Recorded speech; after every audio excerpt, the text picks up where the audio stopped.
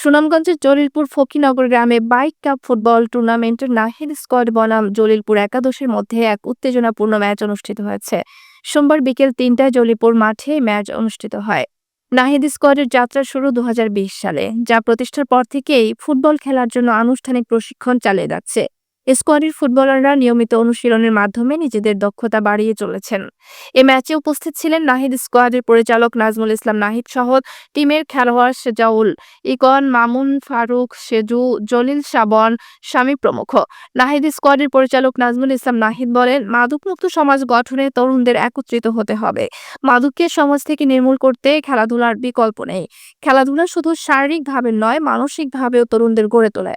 তরুণদের মাদক থেকে দূরে রাখতে ফুটবল সহ নানা ক্রীড়ায় অংশগ্রহণ গুরুত্বপূর্ণ। তিনি আরো বলেন, তরুণরা আজকে নয় বরং আগামীর বাংলাদেশের চালিকা শক্তি। আমার টিম আসলে আমি দেশের বাইরে থাকি, আমি দেশে আসছি। তো এখানে একটা তোমার টুর্নামেন্ট চলতেছে। তো এলাকার আমার একটা তোমার টিম আছে, নিজস্ব একটা টিম। তো সবাই ধরছে এখানে একটা টিম রাখার জন্য, আমারও মনে ইচ্ছা ছিল, এই জন্য তোমার টিমটা রাখছি। তো আলহামদুলিল্লাহ এতদূর পর্যন্ত এগিয়ে আসছি। আলহামদুলিল্লাহ সবাই মানে ওদের বেস্ট ইয়ে করতেছে, দিতেছে। তো আমি আশাবাদী, ওদের উপর আমার একটা ভরসা আছে।